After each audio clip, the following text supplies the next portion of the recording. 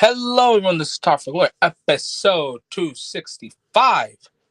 We are, you guys know, we're many hours removed off of Wrestle Kingdom. We are 24 hours removed off of Monday Night Raw. We are, today's Tuesday.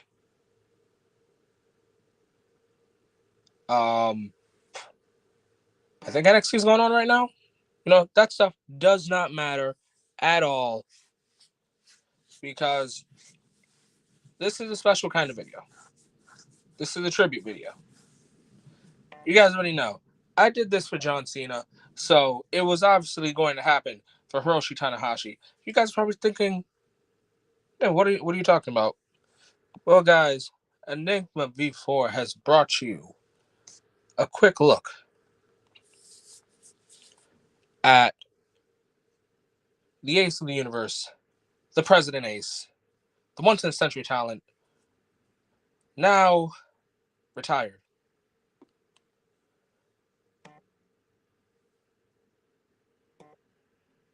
Damn it.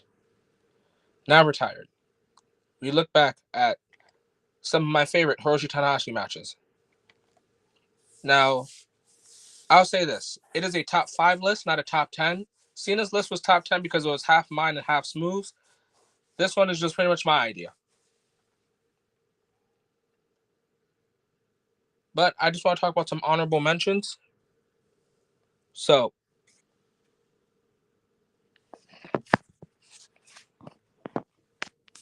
honorable mention 1 is... Oh, that's weird. Hey, Weeb. So, honorable mentions. Hiroshi Tanahashi versus Minoru Suzuki at New Beginning, 2018. Another honorable mention. Tanahashi versus EOP. That was a fun match for me. Tanahashi versus Shingo Takagi for the Never title, which was at the time my favorite Never title match of all time. Tanahashi versus Switchblade Jay White, the first one, because who's to say Tanahashi beating Jay White at Wrestle Kingdom isn't the domino effect that kickstarted the catalyst? And finally, it is actually a tag team match. It is the Golden Aces, or I don't know what other tag team is that, but the team of Kota Ibushi and Hiroshi Tanahashi versus Guerrillas of Destiny for the IWGP Heavyweight Tag Team Championships. Honestly, that is one of GOD's better matches throughout their run in New Japan. Oh, and just the whole series behind Ibushi and Tanahashi versus Dangerous Tekkers, Taichi and Zack Sabre Jr. Who would have thought that those four would be carrying the pandemic? I could probably never rewatch New Japan Pandemic Wrestling again, but Tanahashi made sure not to have a boring match during the 2020 pandemic. But we are here. We are live. I kind of jumped over the introductions though as a must. I'm Enigma V4, here to bring you a look back at the best of Hiroshi Tanahashi's career. To start us off at number 5,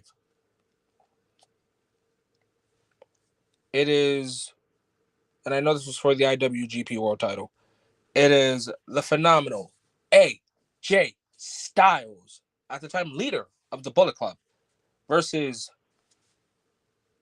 Hiroshi Tanahashi. The many nicknames I've already gone through by this man.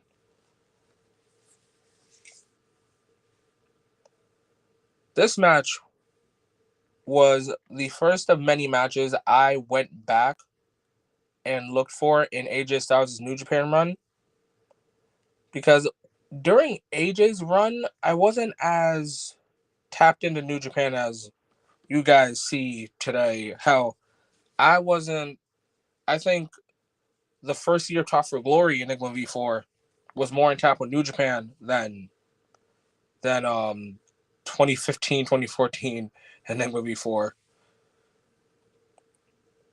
But damn. Hiroshi Tanahashi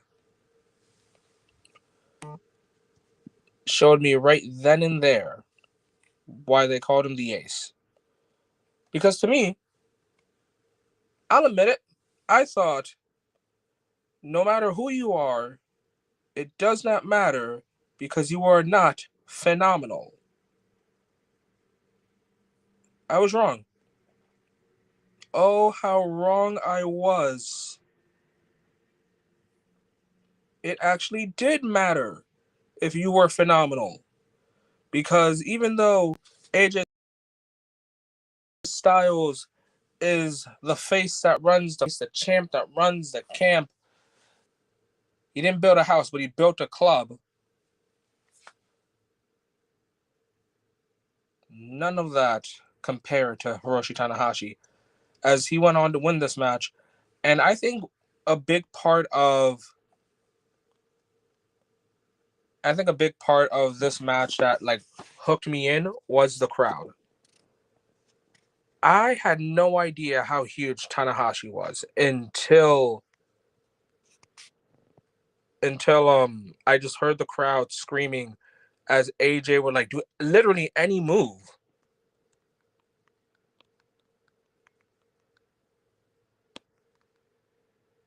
It's crazy. It's crazy when you look at AJ Styles and like let's say you're a diehard TNA fan. He's like putting in work. He's putting in phenomenal work. But you just see the crowd crying, saying like just no, not our ace. But mid 2010s, Tanahashi still got it. He saved the company and he was making sure that no kids' tears hit the ground. Women left home happy. He made sure that the men in the crowd had a hero to believe in. Because believe it or not, Tanahashi goes on to win this match. And then I believe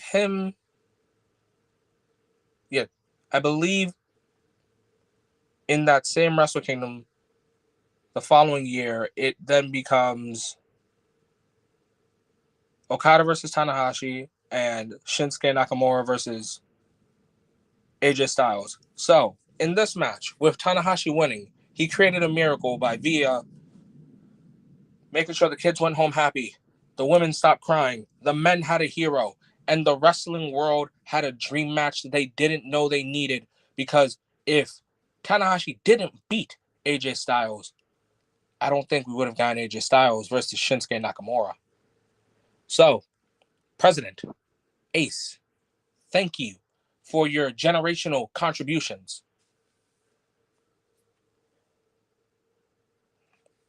But we're not done talking about Bullet Club leaders because the next match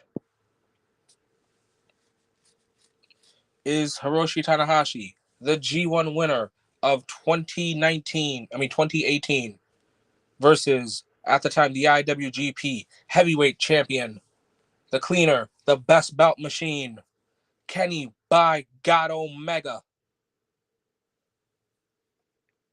You know, if Top for Glory was doing star rating, Hiroshi Tanahashi versus Kenny Omega would have been like the first 5-star match. No bullshit.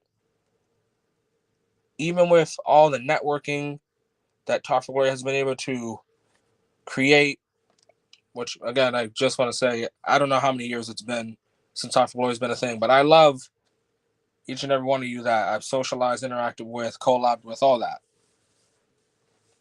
But Top for Glory would have probably made this their first 5-star match because this was a match that really asked $1 million question. We didn't know the backstage ins and outs. For all we knew, Kenny was staying. For all we knew, Kenny was going to win and take the belt to AEW. And there would be a working relations or something. But no. The fans didn't want the belt to go away. The fans didn't want the belt to be on a Gaijin. So when The people need a hero. They didn't call Naito. They didn't call Okada. They called the ace. They called Hiroshi Tanahashi because there is nobody that can save the company when dire strengths are needed even more. There's no one better. There's no one more dependable than Hiroshi Tanahashi. And in this match, he exactly showed it. Kenny Omega with a beautiful Undertale entrance. Hiroshi Tanahashi with the weight of New Japan on his back. This was honestly a match of philosophies, ideologies.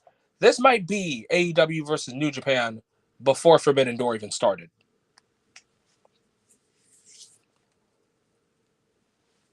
This match was, one moment.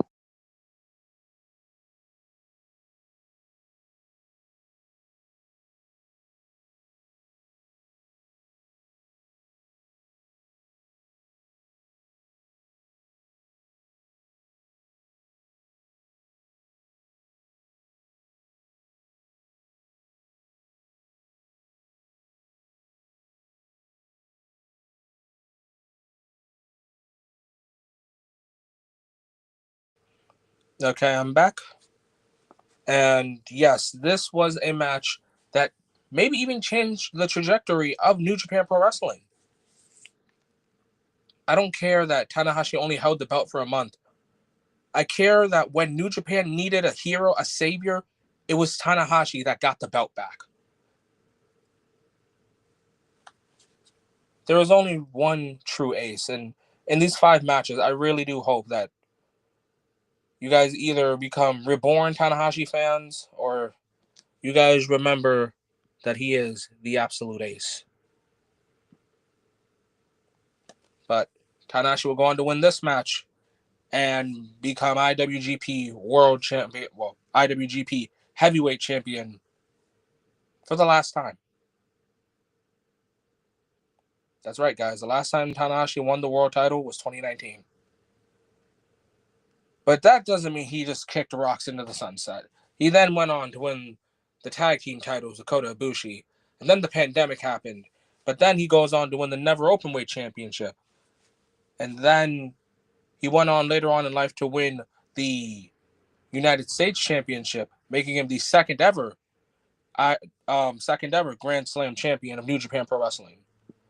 Even right now, retired and all, there are only 2 Grand Slam champions in New Japan Pro Wrestling. That is King Switch, Switchblade Jay White, and President Ace himself, Hiroshi Tanahashi. Before he hung up the boots, before he could high fly flow no more, when you look at the history books, you will remember that Hiroshi Tanahashi ended his career as a Grand Slam champion.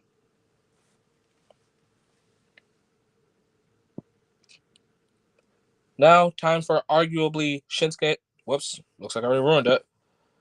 Now, time to talk about Hiroshi Tanahashi's arguably best rival. Hiroshi Tanahashi versus Shinsuke Nakamura in the G1 final, well, G1 25 Climax finals. This was the second ever G1 finals I ever saw. I didn't know how to watch the G1. I just went on legal sites as a kid, and 2 times, back-to-back years. I don't know, I got lucky. The first time I saw the G1 finals, it was, I believe, Carl Anderson versus Tanahashi. And then it became Shinsuke Nakamura versus Tanahashi. Can we get more of that? More, please, please, please. I want this. I really do. I want more. If you guys can, spam thank you Ace. Thank you President Ace. Thank you Tanahashi. I love this. I love this. And I already got the emotions out for Wrestle Kingdom, but I'd be lying to you guys if I told you that this best 5 of my favorite matches is any easier than doing predictions, review, or anything like that, because It hasn't registered yet that Tanahashi's gone. But yeah, by all means, please spam. Thank you, Ace. Thank you, President. Thank you, Tanahashi. But back to this match. So I didn't understand the magnitude of what a rival was until I saw Tanahashi versus Shinsuke. And I know a lot of people will talk about in New Japan's record books, oh, the best was Okada. No, the best was Tanahashi. In my top 5, not even 3, in my top 5, Okada's probably 4 or 5. This isn't me being a hater. It's just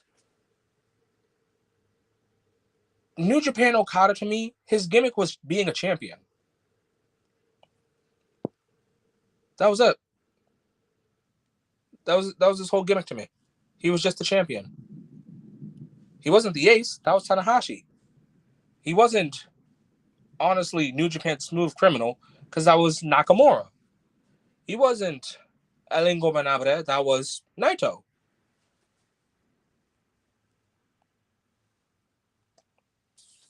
Ruckus, what's up, man? Again, I love these. I love the thank you, Ace. I love it. I love it. I love it.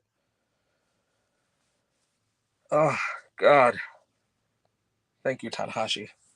Thank you.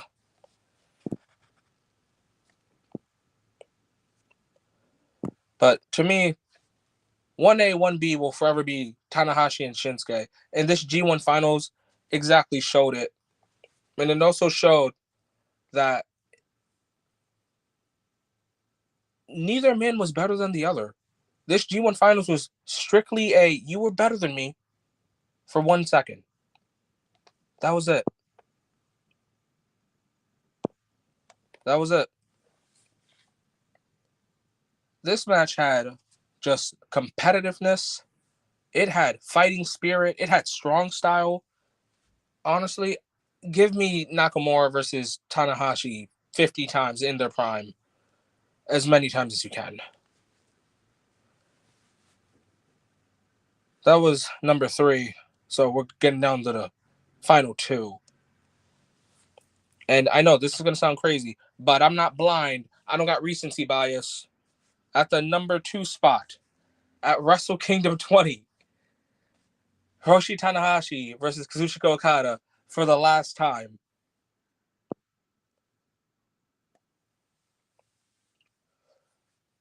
I can't stop saying it. That match was beautiful. That match made me teary-eyed. And I'm not gonna lie to you. This might be one of those instances where, like, today it's 2, tomorrow it's 1. So just always remember, as you guys come back to Talk for Glory videos, that 1 and 2 will forever be interchangeable. But this match, again, was beautiful. Really symbolizing Tanahashi's never give up to the very end. The ceremony definitely broke me. Everything that Tanahashi was in this match, he gave, and appreciated isn't even the word. I'm forever grateful. I'm forever grateful to be a wrestling fan. I'm forever grateful to know that someone like Tanahashi existed in that squared circle. I'm forever grateful to know the history, the lore.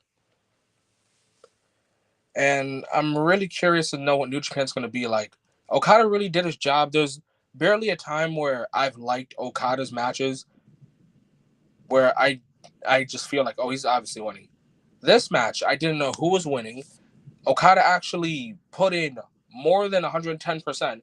It felt as though every title across New Japan and AEW was on the line, and Okada actually put in the effort.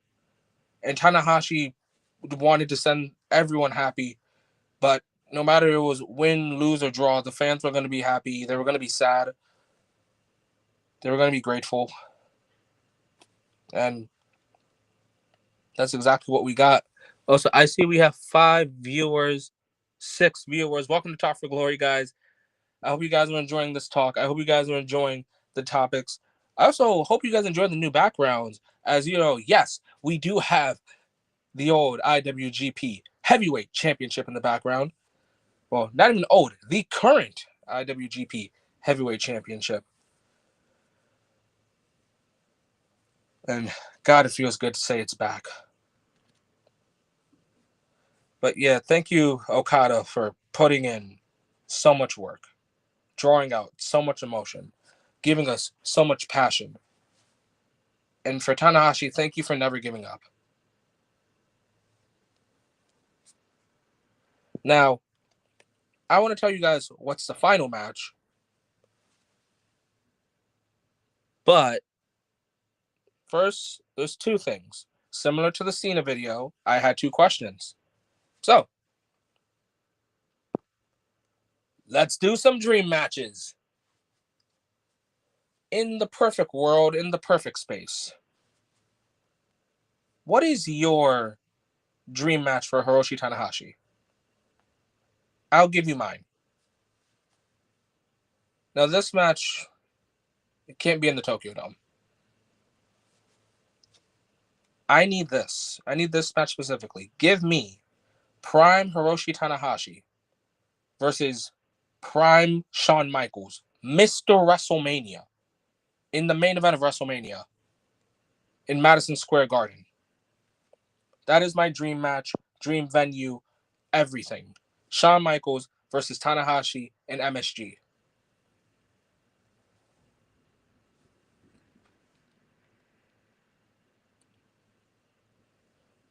The high fly flows, the sweet chin musics, the near falls, how many women will faint.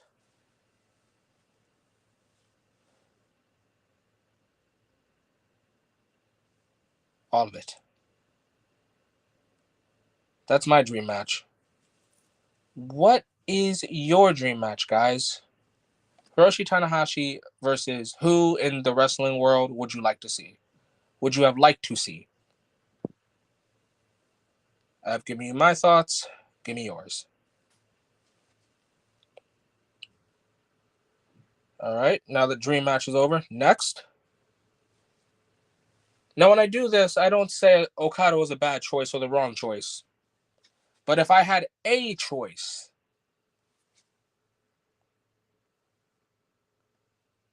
Hiroshi Tanahashi versus Keith Lee, I love it.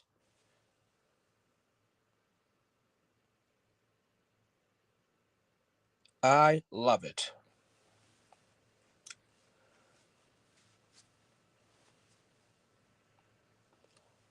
But again, who would you, right now, have had Hiroshi Tanahashi's final opponent be? Anyone across wrestling?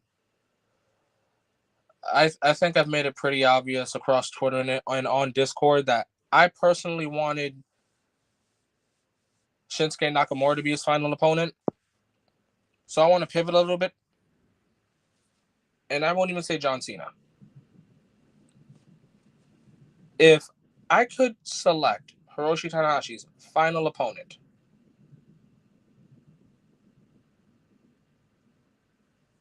it would be Switchblade Jay White.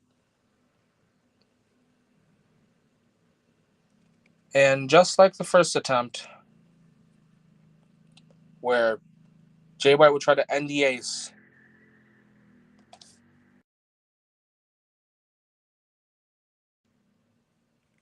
the ace would come out on top, reminding Jay White, bringing him back to the blue eye, that little scared white boy, young lion, that I'm still the ace. But yeah, if I could select who, Jay White for me would have been Hiroshi Tanahashi's final opponent. Ace versus Inoki, the 2 all-time NJPW legends. I love it. Yes. Tanahashi versus Inoki.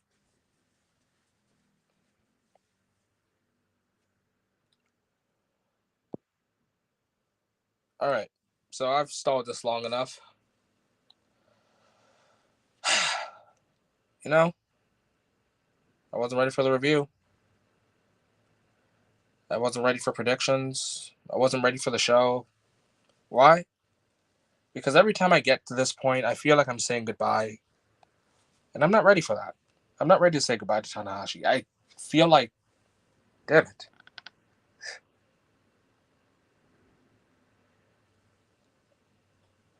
Fuck. Okay. I'm not ready to say goodbye because I don't feel as though I've said thank you enough. Tana versus AJ one last time.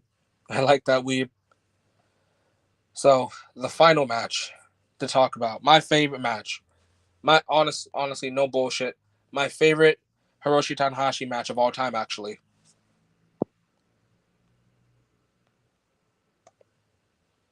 Hiroshi Tanahashi versus Kota Ibushi in the G1 finals, the G1 28. This was honestly such an emotional ride for me because I became a Kota Ibushi fan in the Cruiserweight Classics. I looked up everything about this dude, found out about the Golden Lovers, everything. But around this time, I also saw that Hiroshi Tanahashi is like the coolest person ever. So when I saw them both in the finals, I thought, okay, so it's either a Golden Lovers Tokyo Dome main event or Tanahashi versus Kenny. Either or is great. Tanahashi is the New Japan hero, and the Golden Lovers is a story that I thought would be the best story in wrestling, but no, that belongs to another tag team, a Joshi tag team, that I hope one day reunites. But these two, Ibushi with his strikes and Tanahashi with his soul, it really showed that no matter the fact that Kota is the golden star, Tanahashi's never get tired, never get down, never give up attitude was too much for the golden star. And I actually rewatched that match before going live. And it was just as amazing as the first time. So I'll say this now. That match was amazing. That match probably would have been a 5-star. To tell you guys the truth, I think if Tough Glory started the star ratings off jump as we were just getting our groove, I believe Tanahashi probably would have had at least like 3 or 4 5-star matches, like in his playbook already. But I think I told Smoove this. He told me leaving New Jersey after the Cody Cena match, like, oh, that's a 5-star. And I remember telling him, oh, dude, that's awesome. Now I'm gonna go watch the G1. And he asked me, has Tanahashi had any 5-star matches? And I told him he's putting on work rate right now. But I promise you, I kid you not, man. Tanahashi's gonna have a 5-star before he retires. Like, he's gonna get a Tough Glory star rating. And it's gonna be a 5-star. Just watch. And if you guys are paying attention to the community tabs, that's exactly what Tanahashi got. But back to this match. This made me feel as though when in trouble, when you have your doubts, you look towards the Titantron, you wait for the music to hit, and you know everything's okay the moment you hear go ace. That's what I felt every time Tanahashi had a match. I felt reassurance. He was honestly a superhero to me. If John Cena's Superman, Hiroshi Tanahashi is All Might.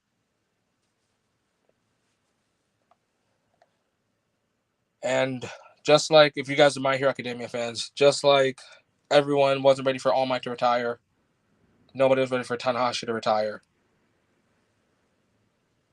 So I genuinely think this is the last match before Wrestle Kingdom 20 where Tanahashi put his entire soul, his entire well-being, where he put 130%, not just 100%, in this G1 finals, where this is his last G1 that he wins, where Wrestle Kingdom 13 is the last Wrestle Kingdom that he wins the IWGP World title. And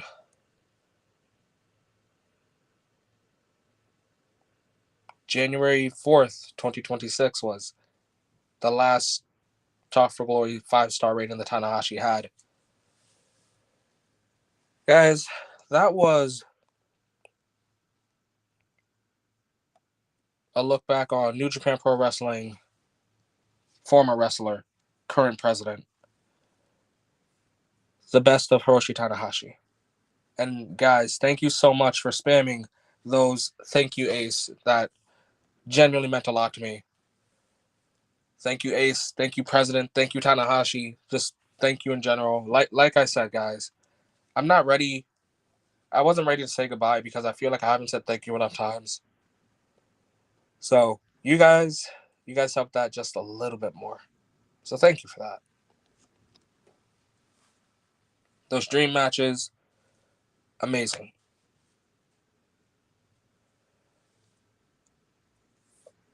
Now, there's one last thing I want to do for all the Talk for Glory listeners, subscribers, fans, what we call you. And that is to upload a dream match. I can say the match finally. Before midnight, Talk for Glory will be uploading a special final retirement match between John Cena and Hiroshi Tanahashi in a 2 out of 3 falls match for both the IWGP Heavyweight Championship and the WWE Championship. So I hope you guys enjoy that gameplay. I'm going to have fun watching it. I'm going to have fun making it. And I had fun doing this video. So guys, make sure you guys do the most important thing when it comes to Talk for Glory. That is to follow the socials going on the screen in 3, 2.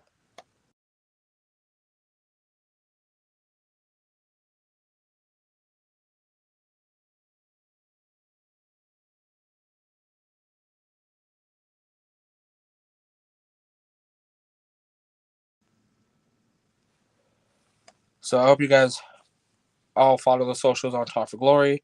Another thing I hope you guys are doing is joining the Talk for Glory Discord. And if not the Discord, I know that the Talk for Glory Discord is part of a branch that is connected to a lot of you guys, actually. And honestly, it's pretty damn funny.